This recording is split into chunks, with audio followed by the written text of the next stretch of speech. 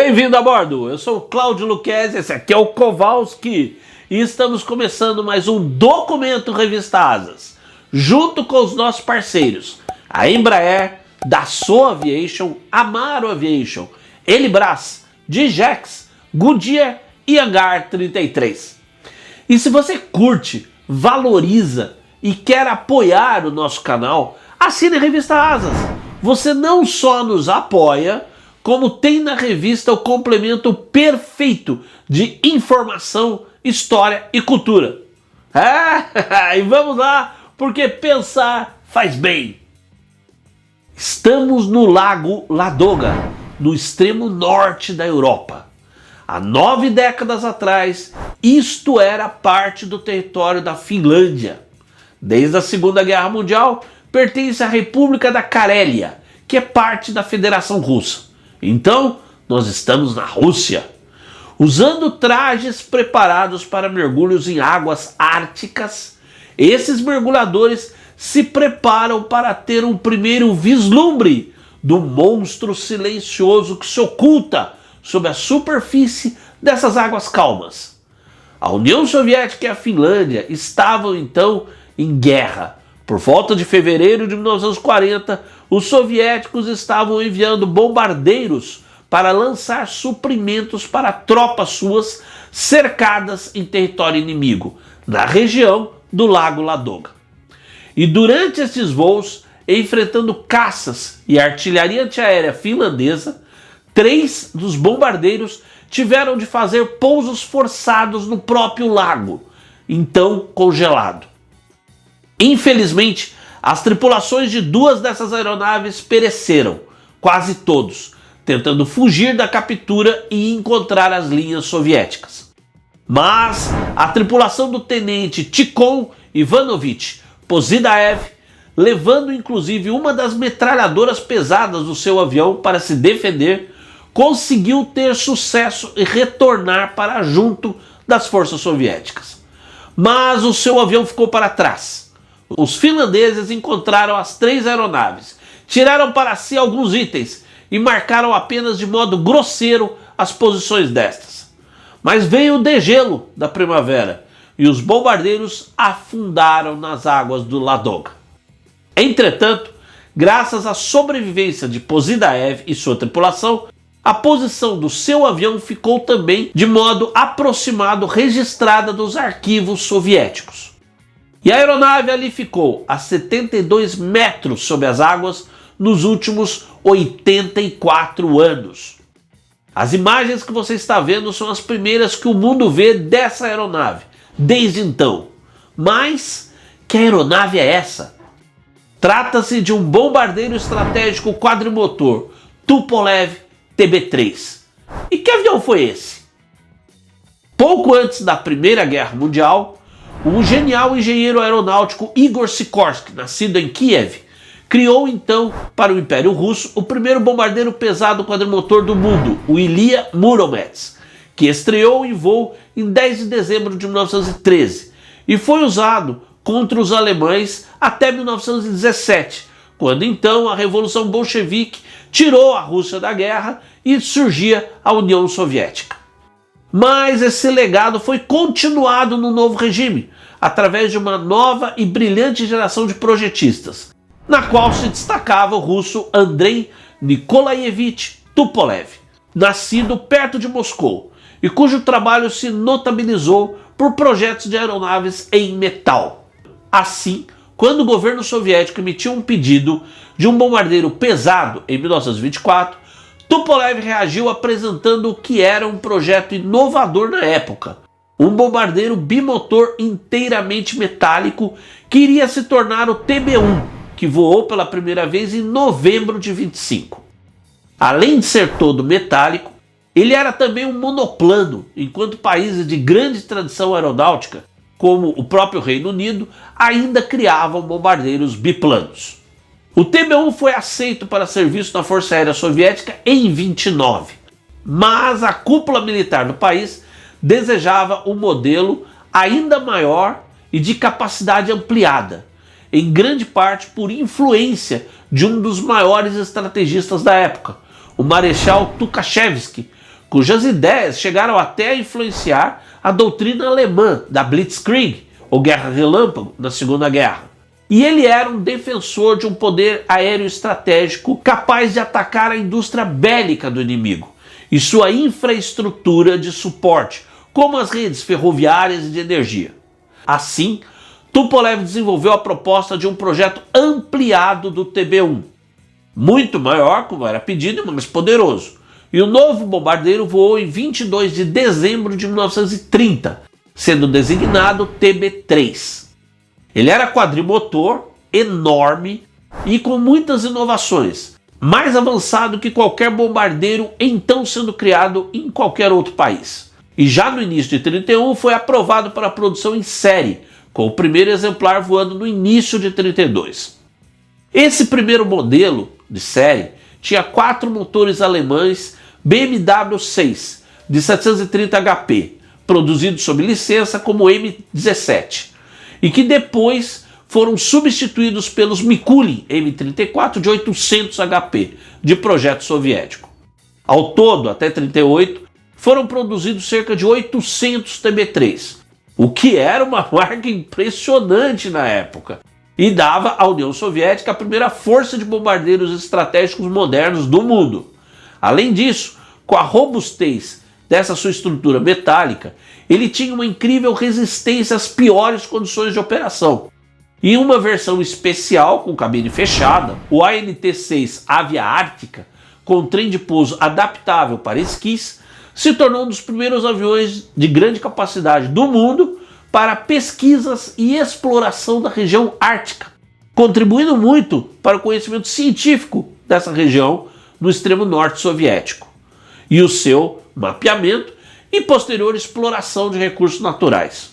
Na primeira metade dos anos 30, o TB-3 era então o mais poderoso bombardeiro do mundo em serviço, atingindo quase 200 km por hora e dispondo de um poderoso armamento defensivo de 5 metralhadoras em suportes móveis, além de ainda levar a então incrível e inédita carga bélica de bombas de 5 toneladas.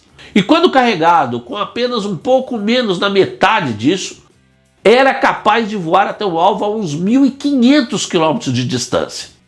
Apenas para a gente comparar, o principal bombardeiro pesado da Royal Air Force, a Força Aérea Britânica, nessa época, era um biplano de estrutura de tubos de metal recoberta por tela, o Handley Page Hayford, que tinha um alcance similar, tudo bem, de 1.500 km, mas levando nessa distância apenas uns 1.200 kg de bombas.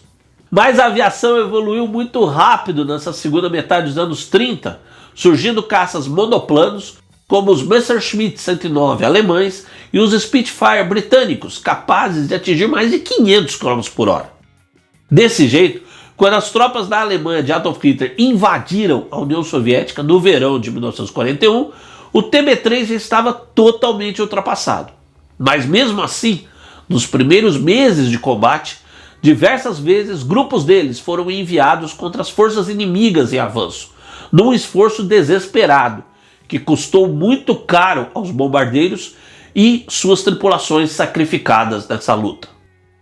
Eles se sairiam um pouco melhor em ataques noturnos, mas a sua maior contribuição na luta contra o invasor foi atuando no lançamento de tropas especiais paraquedistas e mandando suprimentos e armas para o movimento de guerrilheiros na retaguarda contra a ocupação alemã, que aliás foi o maior e um dos mais bem organizados de todos os países que tiveram seu território total ou parcialmente tomados pelo Terceiro Reich nazista.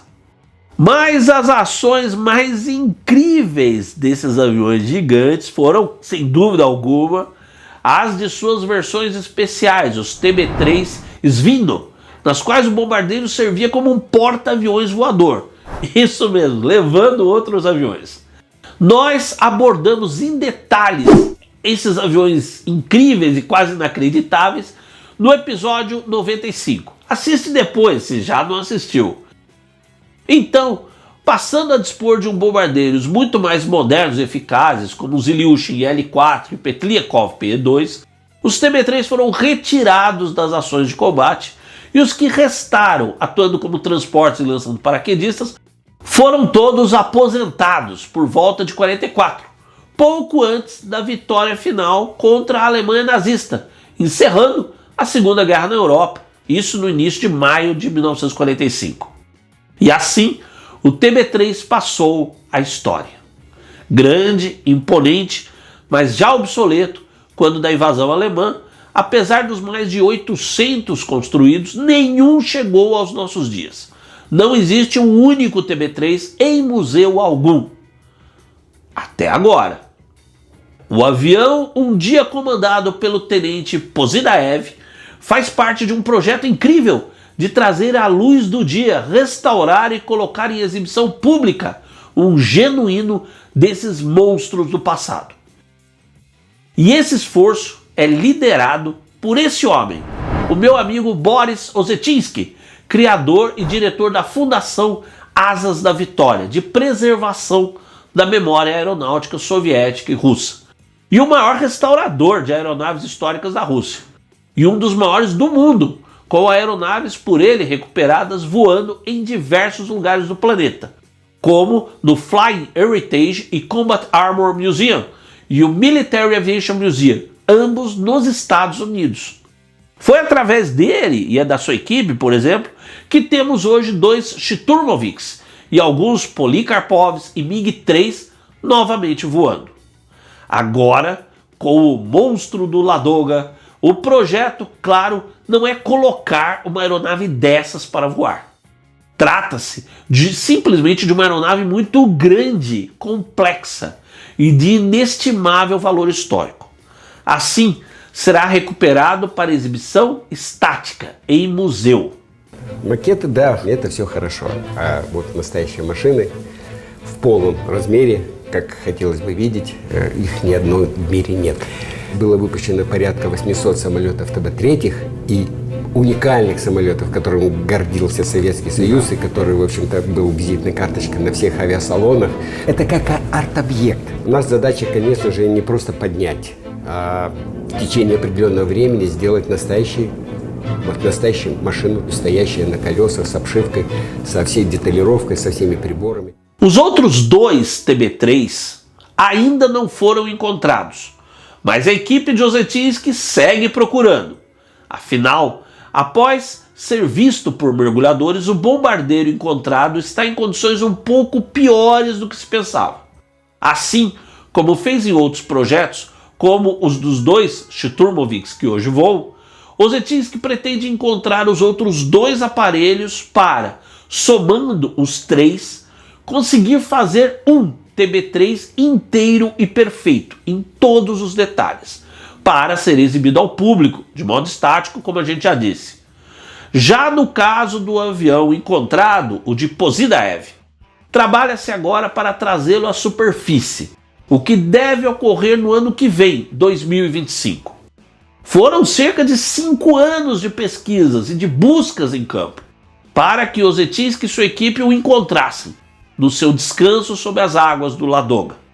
Mas, com os equipamentos de que dispõe hoje e o conhecimento já adquirido, inclusive da geografia do lago e de seu mapeamento, a equipe está otimista que os outros 2 TB3 do Ladoga não demorarão tanto a serem encontrados.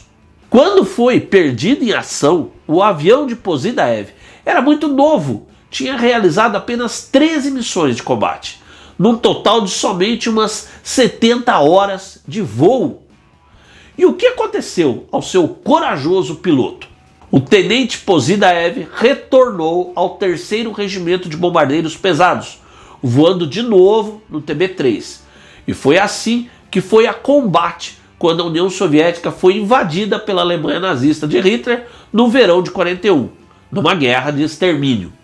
E apesar da obsolescência do seu bombardeiro, Pozidaev e seus camaradas de regimento enfrentaram os modernos caças da Luftwaffe, a Força Aérea Alemã, atacando as tropas invasoras e a retaguarda inimiga. E foi numa dessas ações que o tenente pereceu, em combate, em 31 de agosto de 1942.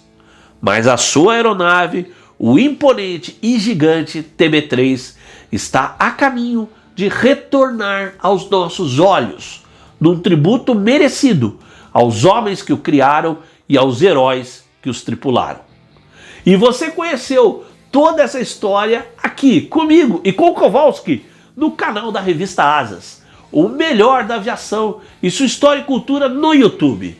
Um grande abraço e até o próximo voo!